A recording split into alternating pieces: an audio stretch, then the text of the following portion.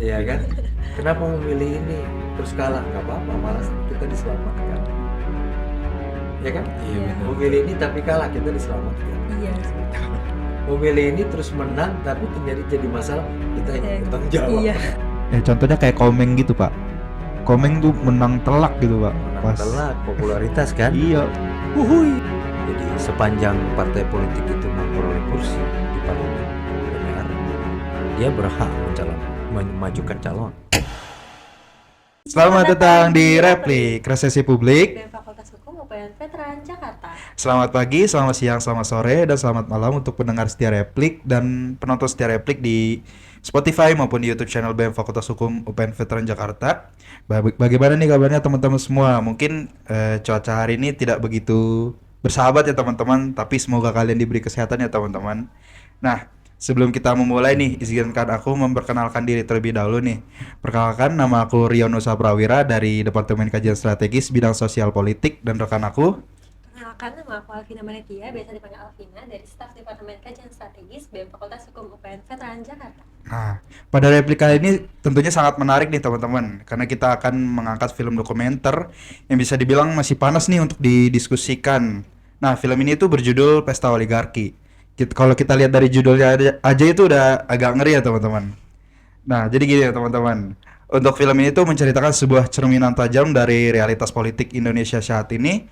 Film ini bukan sekedar hiburan, ia adalah sebuah manifesto visual yang menggugah kesadaran kita akan bahaya yang dihadapi bangsa ini. Nah, di replika kali ini tentunya nggak cuma kami berdua nih, ya kan Karya ya? Iya benar, Karena benar kami banget. ditemani oleh narasumber kita yaitu Pak Syamsul, yang pastinya akan memberikan banyak pengetahuan dan ilmu yang bermanfaat bagi kita semua. Boleh memperkenalkan diri dulu Pak Syamsul, agar penonton tahu nih secara detail.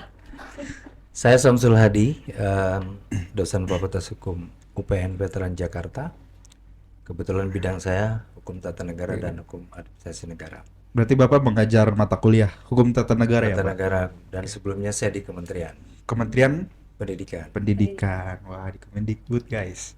Oke, untuk sekarang nih Pak, kira-kira kabarnya bagaimana nih, Pak? Alhamdulillah sehat. Alhamdulillah sehat. Sehat. Terus kalau boleh tahu nih Pak, kesibukannya kali ini apa nih Pak? Selain ngajar, saya juga masih diminta bantuan di kementerian juga, khususnya pendidikan tinggi dan vokasi. Vokasi. Banyak hal, salah satunya saya tuh reviewer perguruan tinggi negeri akan menjadi perguruan tinggi negeri badan layanan umum seperti UPN ini kan sudah menjadi BLU. BLU. BLU itu adalah kalau UPN atau PTN memperoleh dana dari masyarakat tidak perlu lagi di-store ke kas negara.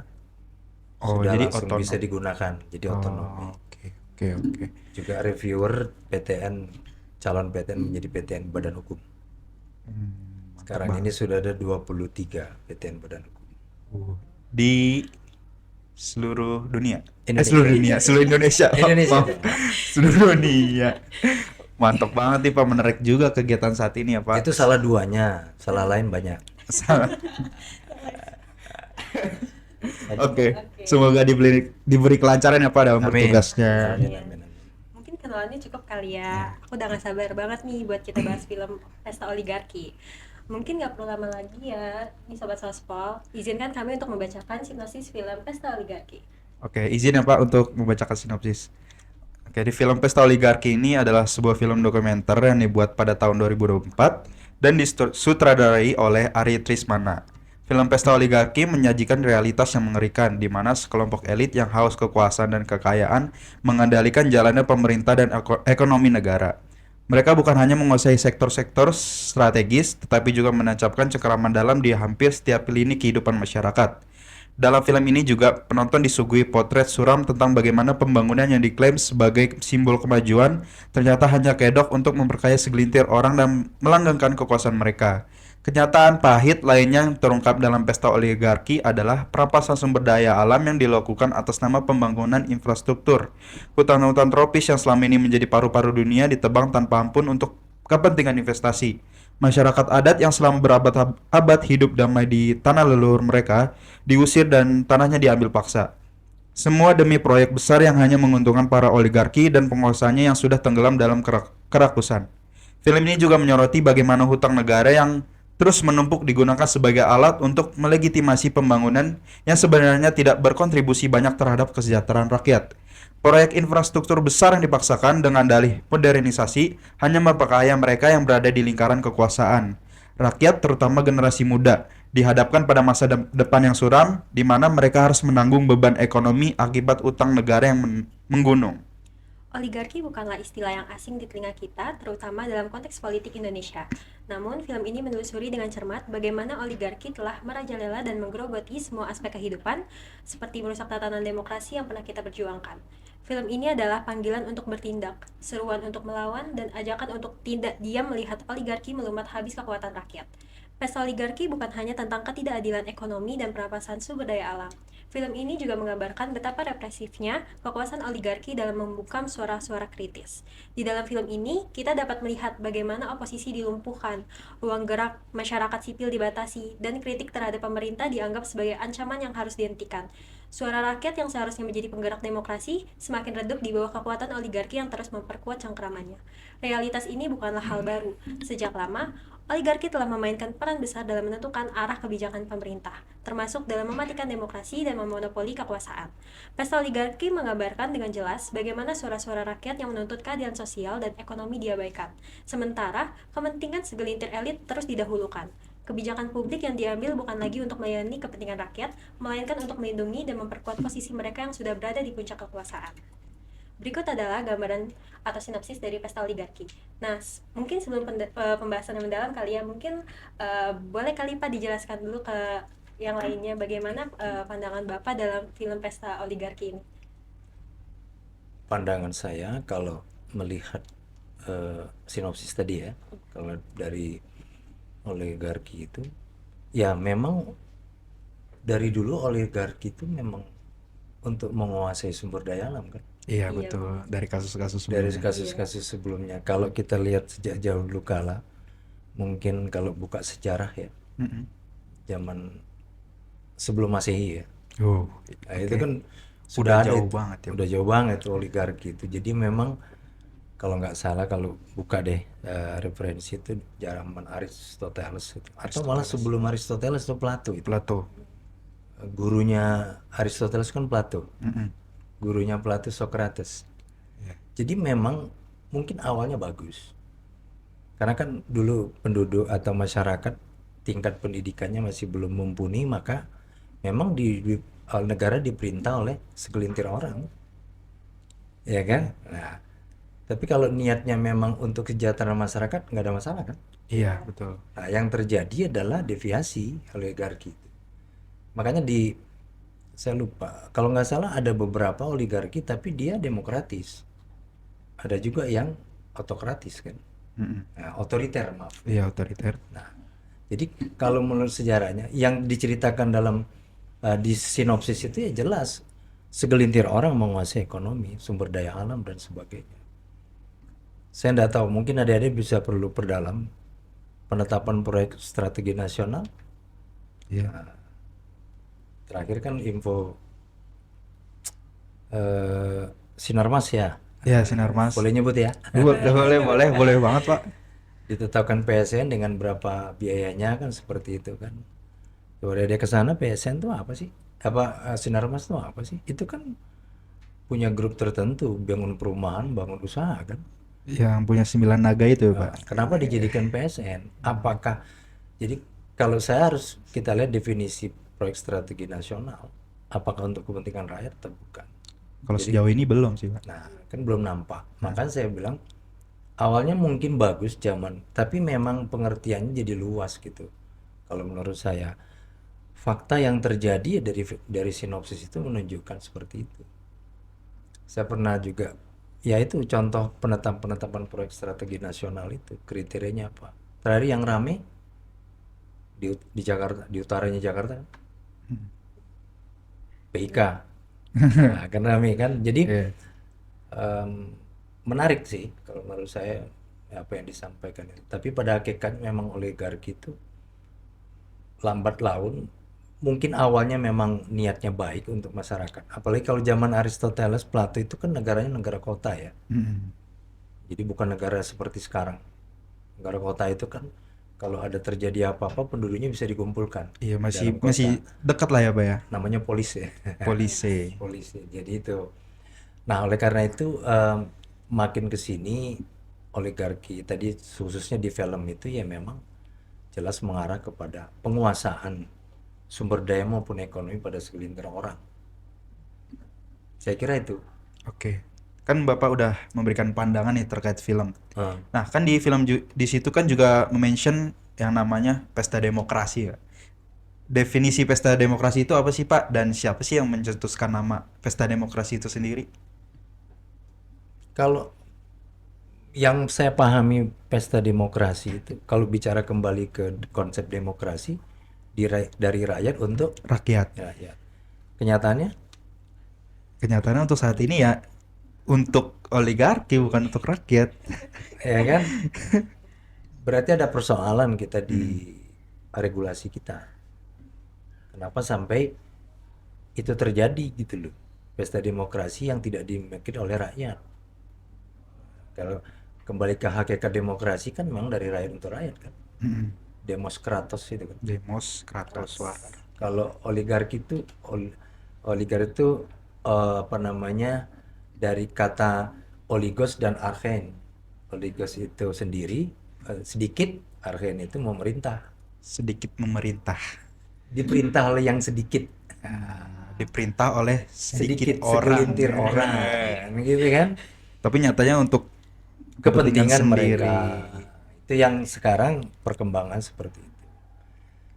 Gak tahu kalau mungkin adik-adik bisa perdalam tulisan siapa Jeffrey Winters ya, dia pernah membahas tentang oligarki juga.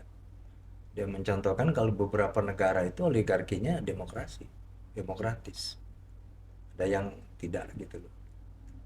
Jeffrey Winter itu dia sosialis atau apa Pak? Pengamat juga, Pengamat. ilmuwan juga, macam-macam lah dia. Oke. Tadi kan udah dijelasin ya Pak kayak definisi pesta demokrasi sama oligarki. Tapi aku sebenarnya masih kepo sih Pak sama kalau menurut Bapak kalau oligarki itu apa sih Pak? Ya tadi dijelaskan. Oligarki Iya. itu adalah orang yang memerintah, segelintir orang memerintah dalam satu negara yang dalam perkembangannya dia untuk kepentingan dia, sekelompok itu bukan untuk rakyat. Yang kayak di sekelompok kecil yang berkuasa Iya, aja, Pak. yang berkuasa. Jadi kalau bicara ada kan kalau nggak salah distribusi sumber daya atau pemerataan sumber daya dan sebagainya itu kan tidak terjadi pada pemerintahan yang oligarki. Mereka disebut oligark. Mereka sendiri kan gitu. Contoh, biasanya sih masuknya nanti dihukum, diatur kan gitu kan. Ya, ya seonggok kertas aja lah Pak. Iya, kalau nggak gitu nanti mereka nggak bisa melakukan itu kan. Lewat Bagaimana membela kepentingan mereka kan? lewat legalitas gitu. Ya, legalitas. Oke. Mungkin saya ini bukan pendukung atau berpihak nih Pak sama pemerintahan ya Pak. Tapi saya mau nanya kalau menurut Bapak nih kan film ini sangat sesuai dengan dinamika kehidupan yang terjadi di Indonesia saat ini atau film ini merupakan sebagai bentuk propaganda saja untuk anti terhadap pemerintahan?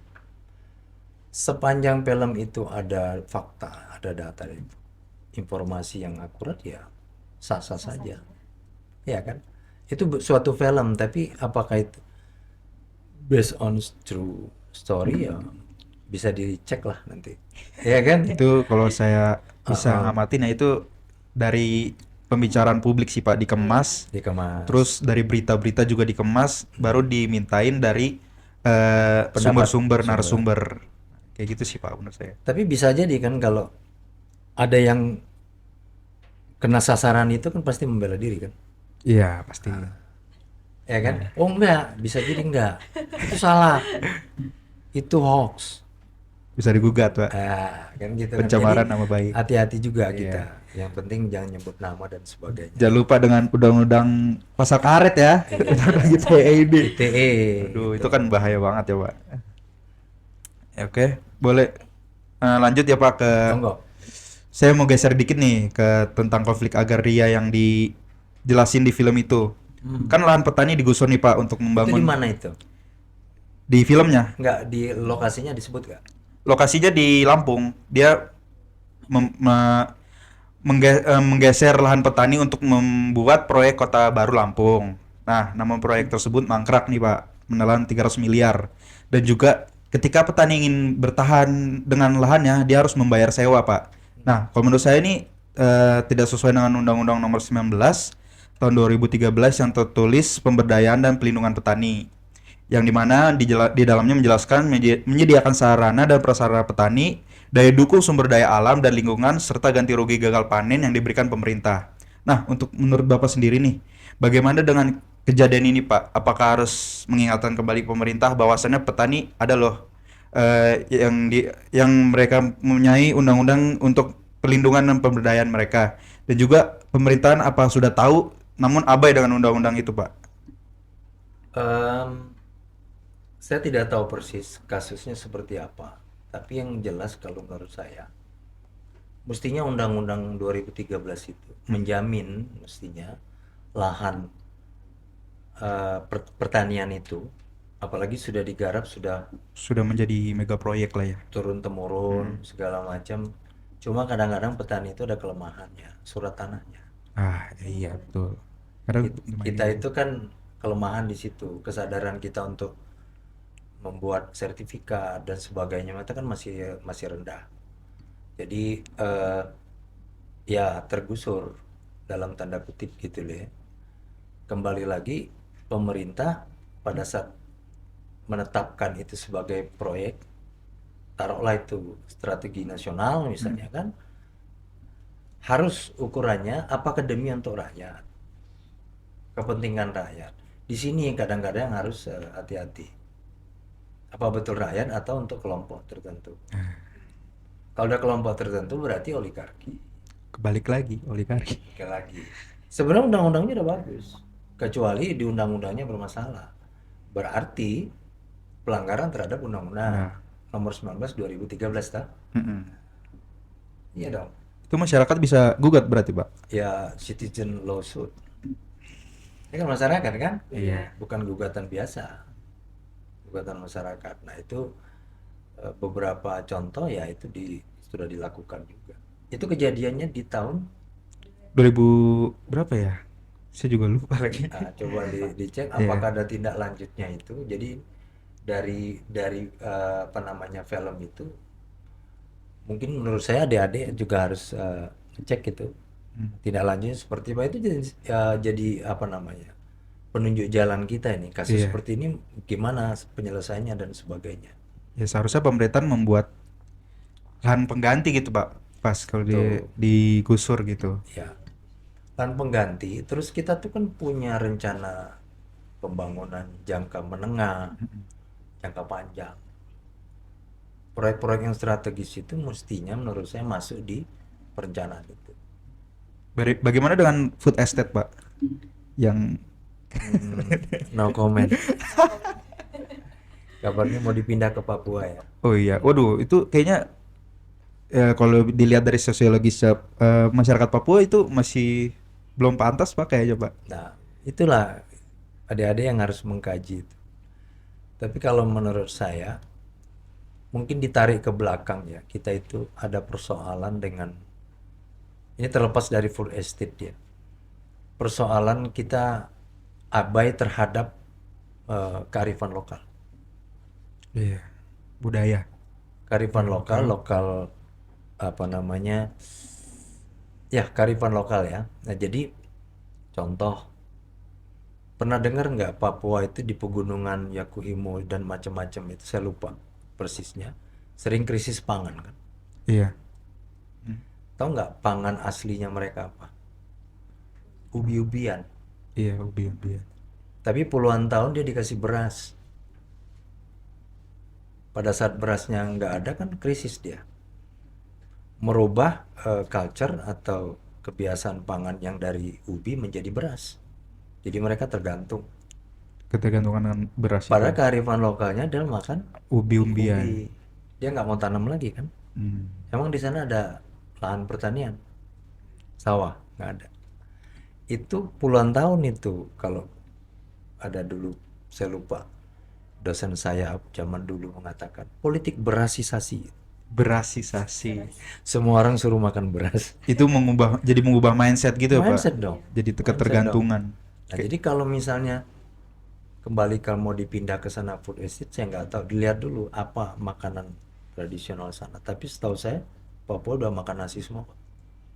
Udah makan beras semua. Ya kan? Iya sih. Gitu.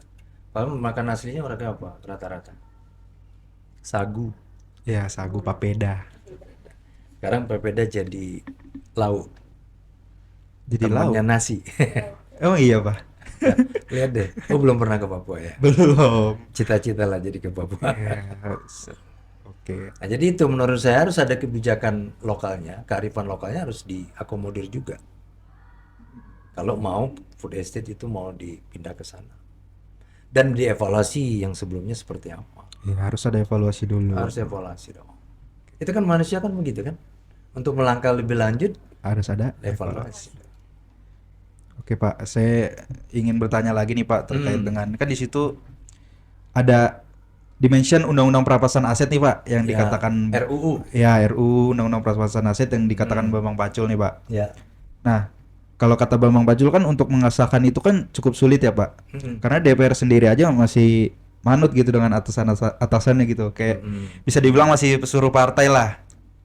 Nah, gimana DPR untuk membela rakyatnya jika mereka aja masih dalam intervensi atasannya gitu, Pak. Dan juga yang dimaksud orang-orang Korea ini apa sih, Pak, yang dibilang Bambang Pacul kan sedikit asing gitu di telinga kita, Pak. Mungkin bisa dijelasin ke penonton replik, Pak. Iya.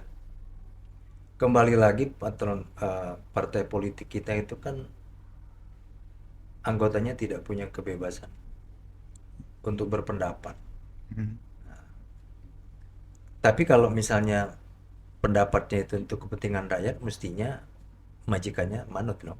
Iya. Ya kan semboyannya kan partai untuk kepentingan rakyat kan, Iya, semboyannya. semboyannya. Ya kan harusnya begitu dong. Harusnya begitu. Harus konsisten.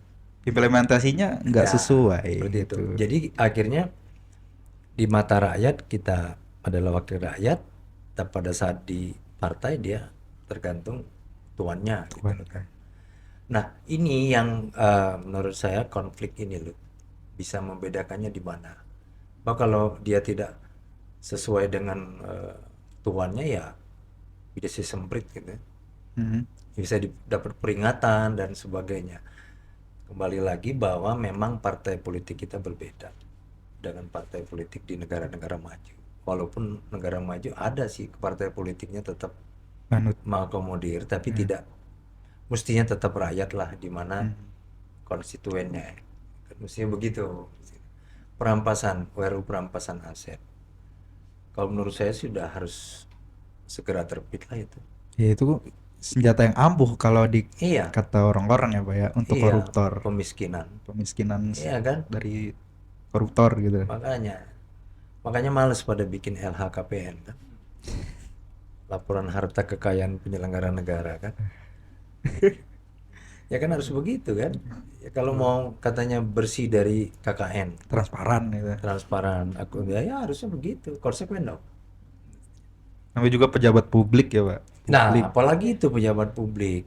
Nah, tinggal bagaimana ya jangan sampai untuk rakyat tuh 5 tahun sekali gitu.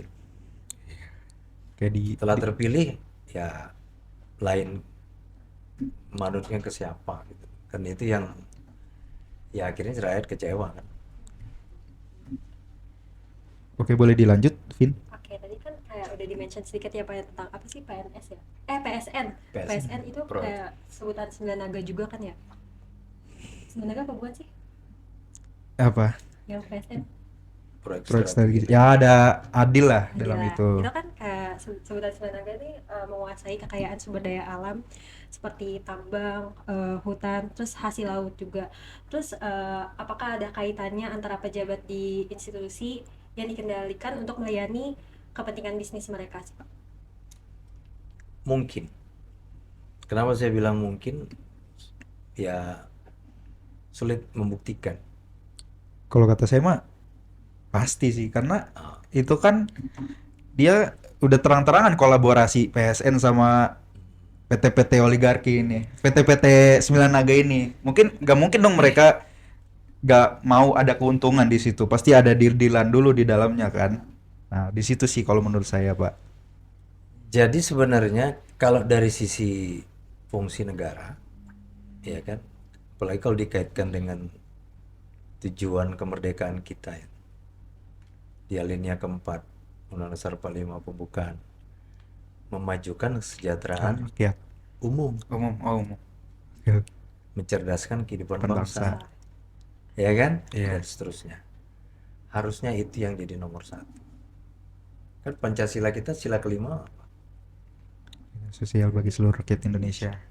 Kalau itu dipakai, penentuan PSN tuh nggak ada masalah. Kalau ruhnya itu nggak ada masalah. Yang terjadi, kalau saya ngutip beberapa pendapat juga sih. Kenapa sih? Karena tadi biaya politiknya kan mahal untuk jadi, ya kan? Berarti harus pada sponsor Dari orang. dari orang tertentu. Kalau sudah jadi, masa nggak ada balas jasa? Hidup ini kan transaksional. Iya. Kata orang yang gitu. Kalau Iya. saya enggak lah. Enggak. Ikhlas. Ikhlas. Alhamdulillah. Ditanamkan itu keikhlasan itu adik-adik itu ya. Oke, pasti, Pak. Keikhlasan itu penting karena itu nanti justru itu yang membawa kemaslahatan untuk kita. Ikhlas itu penting. Hukum yang sebenarnya. Sebenarnya itu sebenarnya. Kalau tolong menolong beneran ikhlas, jangan ada embel-embel di balik Iya. itu. Nah, jadi kembali lagi kalau tujuan-tujuan tadi berdasarkan itu semua, insya Allah nggak ada masalah. Penetapan PSN. Kalau maju mungkin. Yang terjadi apa? Kan bentrok, konflik, kan gitu kan? Iya. Nah, berarti ada masalah kan? Tadi contoh Lampung. Kalau bahasanya ternyata gagal, mangkrak. Pakai pertimbangan nggak? Penentuan jadi proyek strategi nasional. Pakai pertimbangan yang matang nggak?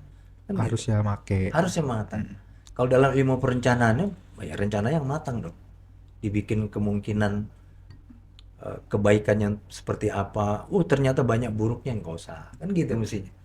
Manusia kan mestinya begitu menimbang-nimbangnya kan. Dianalisis dulu ya, Pak, Dianalisis harusnya. dulu. Iya. Seharusnya. Kalau dalam manajemen ada analisis organisasi, SWOT itu kan. Mm-mm. Nah, strength, weakness, opportunity, dan Oh, iya. threat. Ya itu kan wajar aja. Atau cost and benefit analysis itu harus dipertimbangkan. Jadi bagaimana nih Pak yang analisis? Kalau bisa mangkrak begitu. Nah justru itu. Malas isu malas-malasan apa bagaimana nih? Itu calon ibu kota kita. Nah, Eh, iya kan? Itu pakai pertimbangan nggak itu? Pakai perencanaan yang matang nggak? Gitu. Oke, Jadi Pak. kalau menurut saya kembali lagi kalau bicara oligarki, siapapun kepala negara, presiden harusnya. Mesti Pak Prabowo kemarin kan dalam pidatonya berapi-api kan untuk kepentingan rakyat kan. Mestinya itu harus dijalankan. Mestinya itu. Atau ya nggak usah berapi-api, jalankan aja. Nah, jadi rakyat lihat hasilnya. Oh iya ya, oh nyata gitu. Oke, Jangan Pak. sampai rakyat trauma dengan yang masa lalu. Udah kebanyakan trauma Pak kayaknya, Pak. Adik-adik udah merasa trauma, apalagi rakyat biasa. Tertindas ya. Marginal, kamu marginal. Iya. Oke, Pak, saya ingin bertanya lagi, Pak. Kan narasumber yang bernama Bivitri ini mengatakan pembajakan demokrasi itu ya banyak dilakukan oleh partai politik dan juga mulai dari lembaga KPK sampai ke MK. Pemegang saham pembajakan demokrasi itu ya partai politik itu juga. Oke, jika masyarakat ingin mengubah partai politik lewat undang-undang. Namun kan yang merembukan undang-undang bukan DPR doang, partai politik pasti ikut andil dalam berdiskusi untuk membuatkan undang-undang. Jadi cukup sulit gitu Pak untuk mengubah partai politik lewat undang-undang. Jadi menurut Bapak bagaimana nih langkah terbaiknya bahwasanya partai politik ini harus adanya perubahan dari segi pengelolaan dan pengawasannya. Jika lewat undang-undang aja nggak mempan gitu Pak. Ya kembali waktu mendirikan partai politik itu apa yang mau dia lakukan? Visi Iya kan? misi. Visi misinya kembali lagi. Kalau demi kepentingan rakyat ya sudah kembali lagi back to basic. Pada saat dia memperjuangkan membahas RUU ya kembali di sininya itu sudah harus ini untuk rakyat, untuk rakyat, untuk rakyat. Tapi ini kan berkait nih. Tadi yang saya bilang. Jadi di situ ada sesuatu yang bilangnya apa? Transaksi. Transaksional. Masa nggak pakai balas budi? Mm-mm. Anggota partai politik menjadi anggota parlemen. Ya kan? Mm-mm. Pesannya ini, pesannya itu dari majikan maupun yang lain-lain. Ya sudah. Mau sampai kapan Indonesia kalau tidak dari sisi parlemen ya kapan lagi? Karena kan kuncinya di penerbitan undang-undang kan? Iya, DPR sih. Iya. Lembaga pembentuk undang-undang adalah Legislator. DPR kan? Iya, Legislator. legislatif. Nggak ada lembaga lain. Itu aja. Jadi kalau kalau adik-adik cermati undang-undang itu kan di menimbangnya kan filosofisnya bagus banget itu. Film. Demi mensejahterakan dan sebagainya. Ternyata mungkin pasalnya juga bagus, bisa jadi kan? Ternyata praktiknya. Mungkin dari praktiknya itu yang harus diperbaiki ya. Nah, perbaikinya itu bagaimana, kita masih juga menjadi sebuah pikiran gitu, Pak. Nah, kalau ada penyimpangan, sanksi. Sekarang persoalan pemberian sanksi kita tegas nggak? Nah, itu dia. Ya kan? Sulit itu perkara. Reward and punishment kita cuma reward, punishment nggak ada. Itu jadi persoalan kita. Jadi kalau siapa tuh pejabat waktu dia dilantik, sumpahnya apa? Menjalankan peraturan perundang-undangan sebagaimana mestinya, seluruh-seluruhnya. Hmm. Dicamkan itu sumpah dan dijalankan. Kan gitu mestinya kan? Mestinya. Nggak ada persoalan itu terjadi. Kalaupun ada kecil. Tidak sampai harus bikin film Iya, sampai film seperti kemas. itu. Iya kan? Betul, Kalau betul. film itu salah, silakan dipersoalkan. Iya. Nah, kan gitu. Itu menurut saya ya, sehingga setiap RUU yang digagas itu memang untuk kepentingan rakyat. Dibikinlah pasal-pasalnya dan sebagainya untuk kepentingan rakyat. Aku juga ingin ini nih, Pak, menanyakan isu yang sempat panas nih kemarin nih. Nah, Presidensial threshold nih, Pak. PT. Kan di Undang-Undang nomor 7 tahun 2017 pada pasal 222 menjelaskan jika ingin mengusulkan pasangan calon, partai atau gabungan partai harus memiliki 20% atau 25% kursi DPR sebelumnya. Atau gabungan. Ya, atau gabungan. Nah, di situ menurut saya sebagai gambaran menutup pintu demokrasi di pemilu gitu, Pak. Iya. Mungkin ada orang yang nggak punya partai yang baru gitu, yang tapi punya kredibilitas dan integritas yang tinggi, yang punya ambisi untuk merubah sistem negara, nggak bisa masuk gitu, Pak, dengan adanya kebijakan ini. Jadi menurut Bapak nih, apakah Republik ini harus menata ulang sistem pemilu atau sistem partai politiknya itu sendiri, Pak? Iya. Seperti kalau saya ambil contoh nih, Pak, dari negara Timor Leste, kayak dia tuh pas pemilu aja mempunyai 16 calon presiden, Pak. Di situ terlihat definisi demokrasi sebenarnya gitu, Pak. Nah, menurut Bapak gimana, Pak? Kalau menurut saya undang-undang itu direvisi aja. Iya. Iya, hilangkan itu batas ambang. Iya kan? Termasuk kan di pilkada kemarin putusan MK udah boleh kan? Iya. Tidak harus berapa persen? Iya, iya, Nah, betul. sekarang coba adik-adik maju mengajukan permohonan Undang-Undang 7 2017 itu. Untuk direvisi. Pasal 222 22. yang 20% dihilangkan. Nol. Nol. Yang penting dia dapat kursi. Ya kan? Iya, iya. Presiden parliamentary thresholdnya aja sudah dikurangi misalnya kan, atau kalau masih sepakat 4% itu ya nggak apa-apa, 4% kalau nggak salah ya. Iya.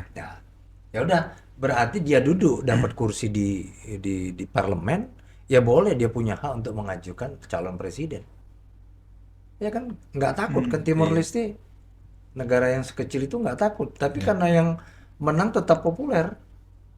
Siapa?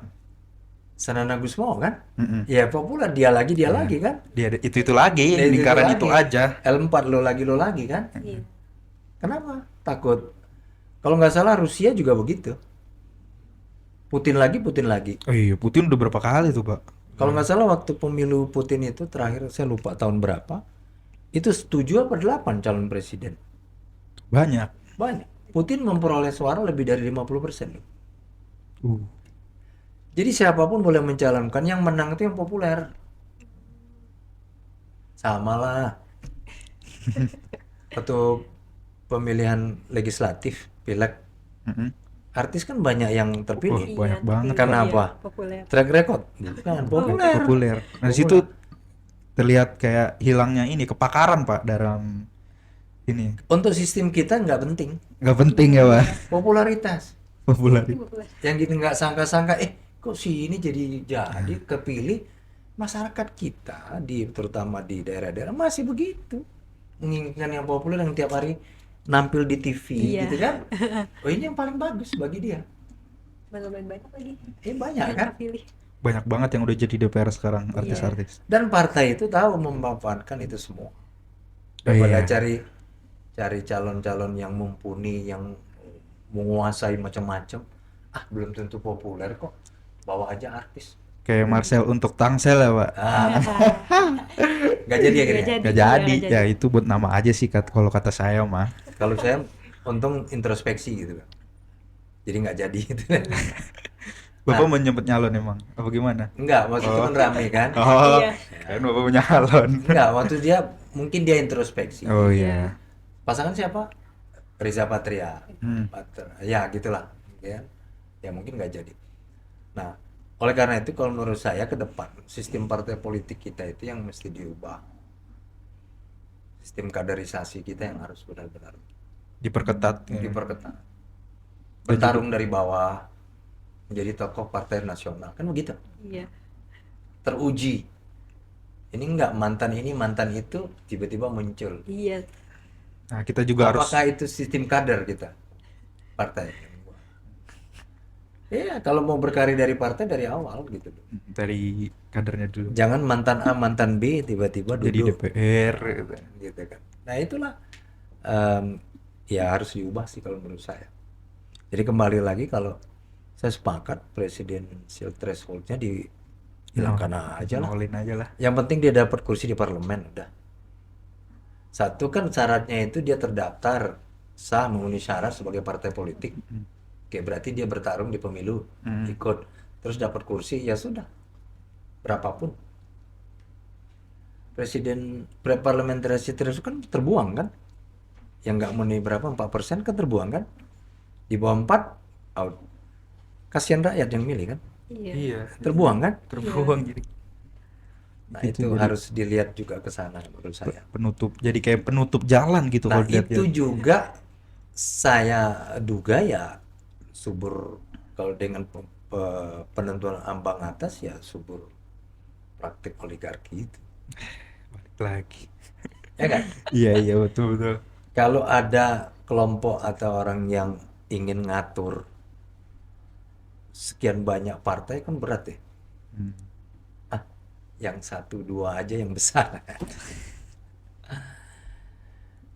Apalagi kalau kalau presiden terpilih di kita itu kok takut kalau nggak didukung parlemen yang mayoritas, takut nanti programnya nggak lancar kan gitu kan. Iya. Akhirnya berusaha untuk mengajak koalisi. Nah, itu yang berkoalisi itu jadi sebenarnya partai udah ada berdiri sendiri gitu, Pak. Berkoalisi terus gitu. Iya, itu jadi mau sampai kapan itu sejak kita kenal pemilihan langsung lah, Milu. pemilu 2000 berapa 4 ya, Pak SBY 2004 itu praktek untuk berkoalisi itu khawatir presiden diganjal di parlemen. Harusnya nggak usah takut, dipilih rakyat. Dibela lagi. Kalau saya sih Kalau yang lain nggak tahu gitu. ya nggak, ya kan mestinya begitu. konstituen saya rakyat sekian puluh juta, sekian persen memilih saya, kenapa takut? Mungkin kita harus memberikan pencerdasan juga kepada rakyat nih Pak. Kalau kalau sekarang tuh udah mulai hilangnya kepakaran, yang dipilih ya orang-orang populer aja. Mungkin kita harus melihat juga secara melus, ternyata ada loh masih ada orang-orang yang berintegritas dan kredibel gitu Iya. untuk dipilih gitu. Jadi kalau belum, ya ada artis yang memang berpendidikan tapi kan nggak terlalu berpengalaman di bagian Iya. politik ini Pak. Mungkin kita harus memberikan pengetahuan kepada Betul, masyarakat. betul. Nah itu tugas kita semua, dosen, mahasiswa juga, Agen perubahan, agen perubahan, agent of change. agent of change. Dan ada kan nggak ada abdi masnya segala macam kan, Hmm, bikin. Tapi ya momentumnya udah lewat ya. udah lewat sih Pak. Itu juga udah kita Nanti upayakan sebenarnya. menjelang 2029 lah, adik-adik kalian. Mau mengkader tuh ada yang mau mengkader tuh Pak di Tangsel Pak. Iya. Gak apa-apa. Kalau passionnya, wah yang adik-adik lulus mau jadi di partai, nggak apa-apa. Dari bawah, fight, bertarung. Iya. Tujuannya untuk mensejahterakan. Jangan belok nanti. Ya, Harus tapi siap susah ya. iya, Iya, pasti. susah pusingnya Pusing, contohnya. ngurus susah. ngurus rakyat. Dikucilkan kan gitu, memang nggak populer di situasi seperti ini. Oke, mungkin saya ingin lanjut ya Pak ya. Boleh. Di sini di film juga Bivity menjelaskan nih Pak, bahwasannya kita perlu adanya alternatif hukum, mulai dari hukum formal, ruang politik, atau termasuk hak angket yang memberikan kejelasan kepada warga tentang dugaan penyalahgunaan wewenang. Iya. Nah, pas saat pemilih itu kan hukum lagi diacak-acak ya Pak, lagi jumut lah. Nah, kira-kira menurut Bapak nih setuju nggak dengan pernyataan Bivitri yang kita harus memiliki hukum alternatif, misalnya kayak pengadilan rakyat, mahkamah rakyat luar biasa, jika adanya penyalahgunaan kekuasaan gitu Pak? Saya nggak sepakat. Kenapa Pak? Karena sulit diwujudkan. Iya. Kembali ke konstitusi kita, salurannya ya itu kan extraordinary. Crime. Oke Pak, mungkin ke pembahasan selanjutnya ya Pak, terkait dengan isu yang masih panas nih untuk dibicarakan belakangan ini, yaitu presidensial threshold. Nah, di Undang-Undang Nomor 7 Tahun 2017 pada pasal 222 menjelaskan jika ingin mengusulkan pasangan calon, partai politik atau gabungan partai politik harus memiliki kursi paling sedikit 20% atau 25% suara sah secara nasional pada pemilu anggota DPR sebelumnya. Nah, kalau menurut saya nih Pak, dengan kebijakan ini seperti gambaran menutup pintu demokrasi rapat-rapat di pemilu gitu Pak. Jadi orang-orang yang mungkin yang kredibel dan punya integritas tinggi yang ingin masuk di pemerintahan dan ingin mengubah sistem pemerintahan menjadi lebih baik, jadi nggak bisa masuk gitu Pak, karena tertutup karena dengan kebijakan ini. Jadi menurut Bapak nih Pak, apakah Republik ini harus menata ulang sistem pemilu dan sistem partai politiknya itu sendiri Pak? Saya kira setuju saya. Tidak ada pembatasan, batas ambang, threshold itu kan. Jadi sepanjang partai politik itu memperoleh kursi di parlemen, DPR, dia berhak memajukan calon. Tidak perlu presentasi. Beberapa negara begitu. Tapi jangan bandingkan Amerika ya, dia nggak pemilihan langsung. Dia kan liberal. Elektoral. Enggak, dia dewan. Oh, dewan dia. Bukan rakyat Amerika yang memilih langsung, dewan yang memilih. Dewannya. Rakyat memilih anggota dewan elektoral yang memilih calon presiden. Menjadi di lingkup itu aja ya Pak. Itu aja. Nah, Rusia itu waktu Putin menang itu memperoleh suara, saya lupa, di atas 60% apa 70%. Tahu berapa calonnya? 8 calon. Tapi nggak tahu apakah 8 partai atau lebih. Yang jelas calonnya itu dari 8 partai atau gabungan. Bayangkan, menang Putin. Berarti populer kan Putin kan? Iya. Populer, dan dia tidak dibatasi ya. Tidak ada batas seperti ini. Nggak, kita 2 periode kan? Iya. Nah, dia terus, Putin udah berapa lama kan jadi presiden? Vladimir Putin. Nah, menurut saya Indonesia begitu aja. Kenapa? Tadi supaya partai-partai yang sudah berdarah-darah ini punya kursi, punya hak untuk mengajukan calon. Sehingga menutup kemungkinan kembali lagi permainan, kalau oligarki bermain kan agak repot nih dengan partai yang banyak. Dibandingkan kalau yang tadi 20% dapat kursi tadi, ya mencalonkan, ya pegang aja yang pentolannya aja, kan lebih mudah ngaturnya kan. Iya, iya, iya. Kalau dengan partai banyak, atau sama sekali batasi sekali partai, jangan sampai lebih dari 3, kan boleh kan. Itu bisa dibuat di apa namanya? Perubahan dari sistem partai itu ya, Pak? Sistem partai Heeh. misalnya 3 atau 2 lah, atau boleh dibuka kemungkinan, tapi kan kembali lagi kita selalu banyak. Dari 99 sampai 2024 sudah 20 25 tahun kita. Kalau itu dibatasi akan rame, tidak dibatasi seperti itu. Ya udah, seleksi alam nanti. Kan buktinya ada kemarin partai yang lolos sekarang jadi nggak lolos, ya kan? Seleksi alam.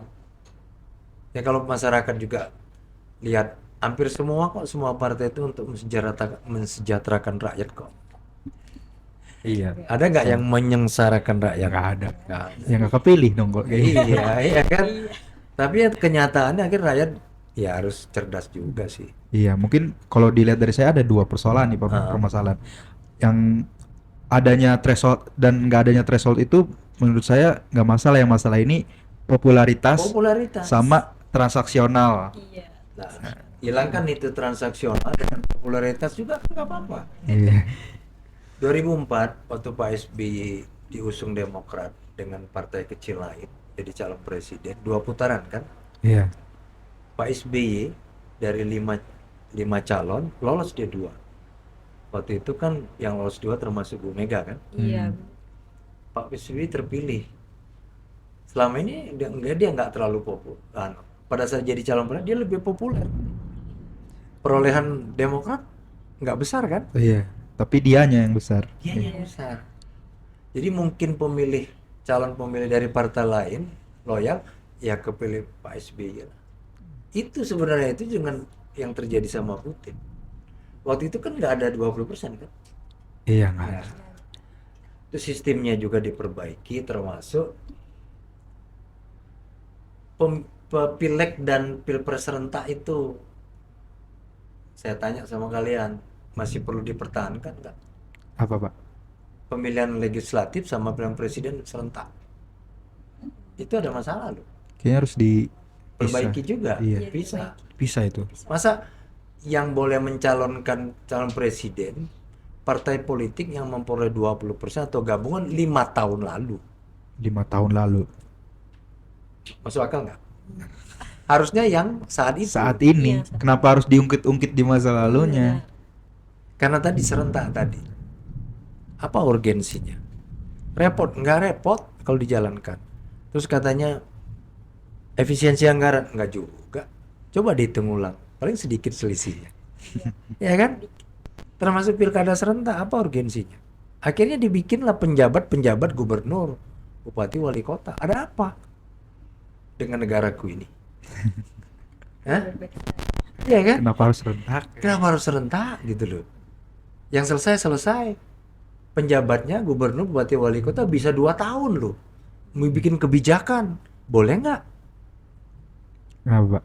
Boleh nggak penjabat? Mm-mm. Berarti kan tidak definitif kan? Bikin kebijakan boleh nggak? Boleh Siapa bilang?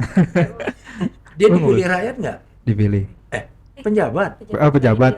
Enggak. pejabat gubernur karena Nggak. ngisi kekosongan, dipilih Iya. rakyat nggak? Enggak. Nggak boleh. Kan gitu. Kalau dalam administrasi pemerintahan kan itu kan pelaksana tugas namanya. Gara-gara pejabat definitifnya berhalangan tetap, entah kosong entah apalah, pokoknya kosong, kan dia nggak boleh mengambil keputusan strategis. Sama itu penjabatnya gubernur, ada yang 2 tahun kan gubernur lebih. Iya. Loh, dia memerintah, menjalankan roda pemerintahan daerah, kok bukan dipilih rakyat sih? Kan masalah itu sebenarnya. Nah itu juga diperbaiki, itu saling berkait.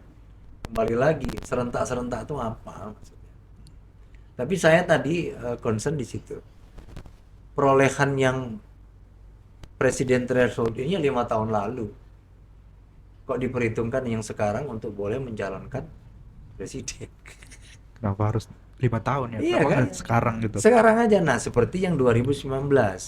Pemilunya saya lupa. Di tahun 2019 terpilih dulu legislatifnya, ketahuan berapa perolehan presentasinya kan? Setelah itu baru pencalonan kan? Jadi kalau rekayasa jangan jauh-jauh tahun dong. Saat itulah. Itu yang perlu diperbaiki, saya bilang. Oke. Nah, buat studi adik-adik juga cek dulu. Tadi kembali yang serentak-serentak itu jadi bahan kajian loh. Bagus tuh. Hah? Nah, terkait dengan popularitas nih Pak, yang dikaitkan sekarang di pemilu sekarang kan banyak banget yang artis yang masuk nih Pak. Ya.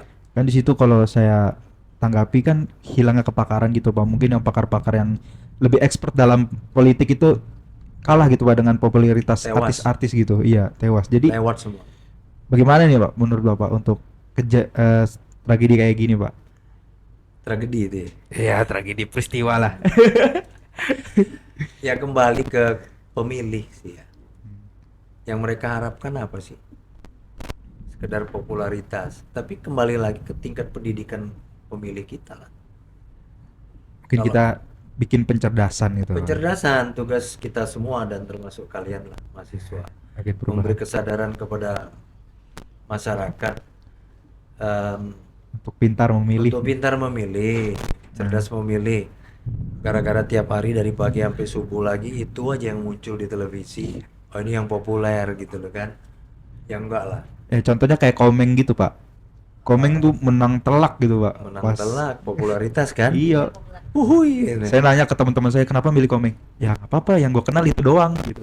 Itu Nah kayak gitu. kata kuncinya. Itu pernah saya kemarin 2024 kemarin.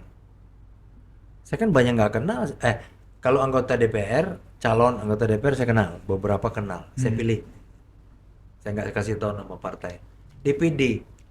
Nah, Saya asik. nggak banyak tahu yang dari DKI. Terus terang waktu yang 5 tahun lalu saya pilih anggota DPD. Tapi ini saya nggak tahu dari mana ya. Karena itu kan non partai kan. Non partai Ya independen. pakai insting. Casting. Karena saya lihat dari calon itu saya nggak kenal. Sama Nah, saya cuma- juga. Cuma kalau Komeng memang terkenal. Iya. Balik lagi popularitas. Tapi mudah-mudahan dia bisa belajar. Belajar. Ya termasuk yang anggota DPR lah, yang dari artis-artis. Jangan malu bertanya nanti sesat di jalan. jalan. Ya kan untuk 5 tahun mereka itu. Tapi tenang lah. Nanti ada asisten, ada sekretaris. Yang ngajarin juga. Banyak lengkap gitu nanti. Ya semoga benar-benar kerja untuk rakyat ya. Ya, Mengabdi. itu tadi. Yang penting mengabdi lah ya teman-teman. Mengabdi. Oke. Baik, mungkin selanjutnya aku ingin bertanya juga nih Pak terkait dengan Bivitri kan menjelaskan tuh perlu adanya alternatif hukum nih Pak. Mulai dari hukum formal, ruang politik, dan termasuk hak angket yang memberikan kejelasan pada warga tentang dugaan penyalahgunaan wewenang. Nah, pas pemilu itu kan pas pemilu kan hukum itu mengalami kejumutan nih Pak, kayak Ya. di acak-acak lah. Nah, kira-kira menurut Bapak nih setuju nggak dengan pernyataan Bivitri yang kita harus memiliki hukum alternatif misalnya pengadilan rakyat, mahkamah rakyat luar biasa untuk adanya jika adanya penyalahgunaan kekuasaan yang luar biasa gitu Pak. Saya nggak sepakat. Tapi kalau hak angket setuju itu. Salurannya konstitusional itu. Itu aja digunakan. Tapi kembali kalau anggota DPR-nya nggak tertarik ya susah juga. Pengadilan rakyat, mahkamah rakyat dan sebagainya itu kan tidak diatur dalam konstitusi kita. Iya. Tidak usah kan itu. Apa sih namanya yang memo apa namanya? Minta pendapat rakyat itu apa namanya? Memo Aduh. pendapat rakyat. Iya, pendapat rakyat itu kita belum ada saluran. Oh, belum ada ya Pak? Belum ada. Nah, itu harus dikaji lagi Pak. Kok lupa ya saya. Coba cari ada istilah itu. Heeh. Eh, Saya juga baru tahu sih. pernah negara Amerika Latin waktu mau mengubah konstitusinya, dia minta pendapat rakyat. Aduh, kok lupa tadi mau saya sebut. Setuju nggak konstitusi diubah? Itu minta pendapat rakyat. Negara Amerika Latin berapa tahun lalu deh kejadiannya. Akhirnya semua sepakat konstitusi diubah. Sama Dewan Konstitusinya mengubah. Tapi Wal- di Indonesia cocok gak, Pak? Dengan em, menurut saya jadi alternatif. alternatif hukum. Ya, Alternatif hukum konstitusi. gitu kan. Tapi sebenarnya kembali dengan fungsi MPR yang tidak seperti sebelum amandemen ya. Jadi dia hanya sekarang tinggal mengubah sudah mengubah undang-undang dasar ya. Hmm, Nah, kan boleh-boleh saja dia minta pendapat rakyat toh. iya. Lebih bagus malah. Lebih bagus malah Eh, kan. Maksud saya itu kan soal demokrasi. cara bagaimana dia akan menjalankan fungsi itu, tapi biar rakyat minta pendapat rakyat. Jangan, oh pendapat rakyat sudah diwakili DPR loh ya. Kan tidak semua rakyat terwakili gitu. Ada sepertiga DPR mengusulkan di amandemen, disetujui sepertiga, terus dibawa ke sidang 2/3. Kan panjang itu urusannya. Iya, balik lagi juga DPR kan nggak semuanya independen, dia masih manut Nah sama itu tadi ya. kembali soal sistem partai politik kita tadi. Itu berkaitan itu, Berkaitan teman-teman. semua itu. Ya kalau bicara demokrasi, ya memang eh, apa namanya, sistem perwakilan itu yang paling, ya mau tak mau harus diterima. Ya kan, sistem perwakilan kan, Nah, nggak bisa langsung. Sekecil apapun negara. oke. Mungkin tadi yang statement yang Pak Jokowi, Pak, yang pesta demokrasi itu harus dirayakan, bisa dibilang euforianya rakyat senang dengan banyaknya agenda seperti pemilihan presiden, legislatif, dan lain-lainnya. Kalau menurut saya sih saya nggak setuju sama pendapat ini, tapi kalau menurut Bapak setuju nggak? Nggak setuju saya. Yang dimaksud pesta rakyat itu seperti apa? Rakyat yang mana? Rakyat. Ya kan, rakyat yang Rakyat mana? tertentu. Iya kan, jangan sedikit-sedikit mengatakan rakyat. Disalahgunaan sini. Gunakan Iya. itu. Sekarang saya tanya adik-adik, nonton nggak itu debat pilkada? Enggak, Pak. Karena Hampir semua nggak nonton. menurut saya badut aja, Pak. Cuman embel-embel janji-janji semu lah. Itu proses menuju pesta rakyat pada daerah tertentu. Nggak juga gitu loh. Apalagi kalau ada isu tidak sedap misalnya, sudah disetting sini pasti menang kan repot. Apalagi saya dengar yang bikin jalan 1 kali 24 jam. Nah, itu kan gak mungkin banget. Makanya. Belum ada birokrasi anggaran lah segala macem. Dan di bulan November ini akhir anggaran kan, Iya. apa yang bisa diperbuat?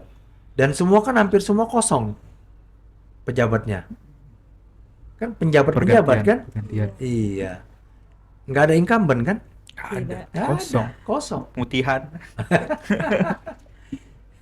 Dia mau upaya apa nih membujuk rakyat supaya milih dia? Nah, itu. 1 kali 24 jam bikin jalan. Makanya Kalau kata dari- saya logikanya di mana ini? Itu gimana makanya mimpi kale. Nah jadi kembali lagi apa sih yang disebut pesta rakyat itu? Jadi jangan dilihat dari satu sisi bagi mereka yang menang, mereka yang jadi euforia mengatakan rakyat gitu loh. Sama dengan pertemuan besar di lapangan luas dihadiri puluhan ribu. Wah, rakyat masih menginginkan saya jadi tetap menjabat gitu. Rakyat yang itu. Apa itu? Coba cari deh, saya lupa. Mungkin bantu juga. Istilah memorandum apa? Kok memorandum sih? Untuk minta pendapat rakyat dulu. Coba Kita cari, kita searching coba. searching. Ya kan itu ada itu istilah itu. Ya mungkin mekanisme itu perlu ditempuh daripada kita pengadilan rakyat. Gak konstitusional. Tidak ya. konstitusional. Itu agak emosi lah gitu ya. Jadi minta pendapat rakyat kan nggak apa-apa. Jangan mengatakan semua rakyat menyetujui saya tetap menjabat. Ya rakyat yang mana gitu loh. Yang punya proyek. Makanya kalau dipakai minta pendapat rakyat ya benar. Takut salah saya istilahnya apa ya? Tadi tulisnya memorandum sih. Memorandum. Memorandum. Ya itu kan nggak susah ya. Tinggal minta-mintain suara. Minta suara. Apalagi digital sekarang kan Nah. bisa Google Form lah, Google Form apalah. jadi Itu mudah banget. asal diawasi, Iya. dewasa. ya kan? Jangan Sama dilakukan cyber. sendiri gitu nanti ya. Gitu deh. Ya gitu deh. Permainan lagi ujung-ujungnya teman-teman. Justru itu. Kreatif kalau istilah bilang. Ya, kreatif. Iya. Media kreatif. Oke. Jadi saya kira itu perlu kita membenahi semua sisi sih kalau kita mau maju. Siapa sih yang nggak mau negara kita maju? Yang menikmati kita juga Kita nanti. juga kan. Orang Indonesia tuh coba kalau keluar negeri, aduh nyaman gitu Iya. deh. Bersih, semua enak gitu. Kok di kita nggak bisa ya? Karena di sana mengelola uang negaranya benar, semua untuk rakyat benar, ya itu bisa kan? Iya. Di sini ya korupsi paling. Jadi kalau pejabatnya studi banding, ya studi Iya, banding aja, aja. pulangnya nggak dibikin, Lu nggak nggak itu dibikin. sekedar pertemuan aja ya.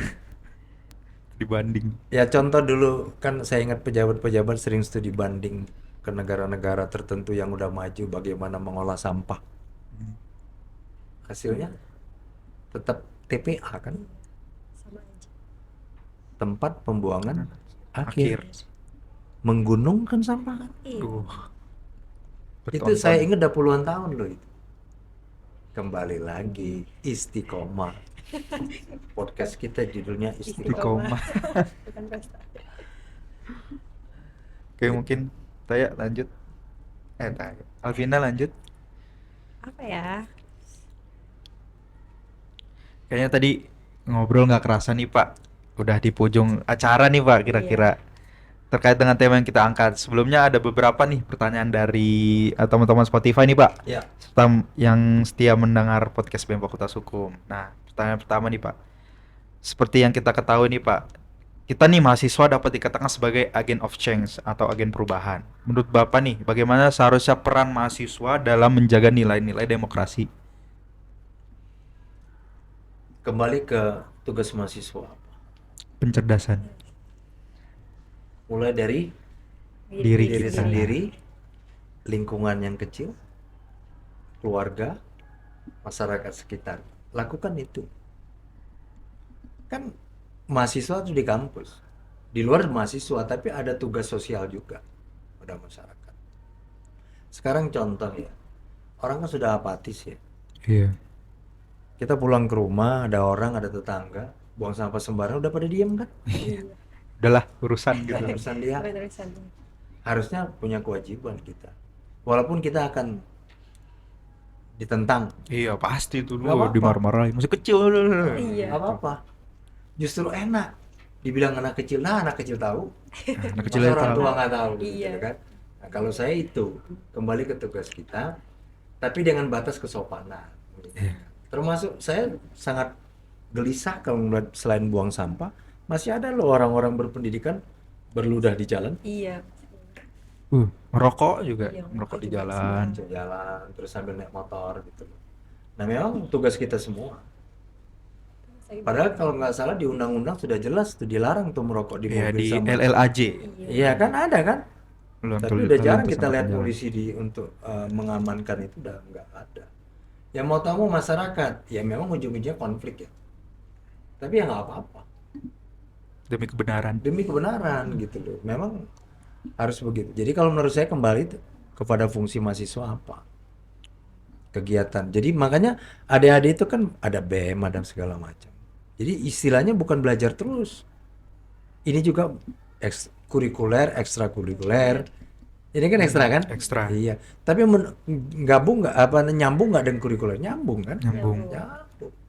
Kuliah. Makanya mestinya mata kuliahnya maupun materi-materi pembelajarannya harus dikaitkan dengan kehidupan sehari-hari juga. Nah, mungkin nih Pak, kita kan udah berupaya nih Pak untuk memberikan pencerdasan terkait dengan isu politik atau apa. Namun terkadang nih masyarakat sekitar atau teman-teman saya sendiri lah kayak gue udah muak dengan politik gitu. Hmm. Gue nggak mau dengar lagi kan. Padahal itu kan berdampak juga buat kita ke Berdampak, depannya politik betul. itu bagaimana. Jadi upaya kita tuh bagaimana Pak? Upaya alternatif kita tuh bagaimana jika ingin interest gitu biar mereka interest terhadap politik. Lakukan dengan berbagai cara. Tapi Lakukan dengan style mereka style sekarang. mereka gitu. sekarang. Ya kan? Iya. Kalau kita berkomunikasi sama anak kecil kan harus beda dengan yang remaja, dengan dewasa, dengan orang tua. Kan ada stylenya segala macam. Yang paling bagus itu menyelami, menyampaikan sesuatu dengan kondisi mereka. Nah itu memang harus belajar. Yang kedua ya jangan putus asa lah. Kita nggak pernah putus asa kok. Terus gitu loh, walaupun itu terus saja. Walaupun awal pertama dia nggak setuju atau dia menentang, lama-lama kan dia mikir juga kan. Iya. Ya kan, oh iya ini nggak baik, nggak apa-apa. Walaupun awalnya pasti akan dapat reaksi keras gitu. Jadi kalau menurut saya ya, nanti kan adik-adik mahasiswa itu kan akan terjun di masyarakat. Iya. Kalau nanti dalam proses belajar di kampus dan ketemu masyarakat tidak peduli, tidak mempelajari fenomena yang terjadi, nanti kaget. Ya kan? Iya. Ternyata begini toh dunia luar kampus. Keras. Tahu, iya, belajar. Harus tahu gitu, Iya. harus belajar. Makanya saya kira udah benar lah kalau kurikulum kita itu, pembelajaran kita udah seperti ini udah benar. Sehingga imbang antara kecerdasan intelektual, sosial, emosional, ditambah lagi spiritual. Udah bagus deh itu. Fondasi. Fondasi itu, ya kan? Iya. Semangat gitu, yang penting. Nah, mungkin bisa dilanjut Iya, atau ya? lanjut pertanyaan. Alvina. Menurut Bapak, strategi apa yang bisa digunakan untuk meningkatkan kesadaran masyarakat, terutama mahasiswa, tentang pentingnya partisipasi dalam proses demokrasi? Ya, jadi dalam hal pemilu misalnya, ya, Iya. jangan kita terserah lah, jangan. Kita menginginkan siapa ya, Iya. ya kan? Ini lebih bagus, pilih. Soal nanti kenyataannya dia nggak sesuai ya, itu urusan dia ya. Iya. Yang berdosa dia kan. Iya. Janji adalah hutang. Hutang. Jadi kalau menurut saya tetap semangat, nggak boleh itu. Sikap tetap nggak berubah. Jadi enggak, saya nggak mau milih, enggak, jangan. Atau mungkin coblos semua, jangan. Kebanyakan gitu Pak. Iya. Sekarang malahan yang berpendidikan pun begitu. Ya Kayak itu gitu. kan Karena sudah terlalu muak dengan politik ini Pak di Indonesia ini. Mereka ya hati-hati juga kalau kertas suara nanti dimainkan. itu kan juga ya sebaiknya hadir lah ke Iya.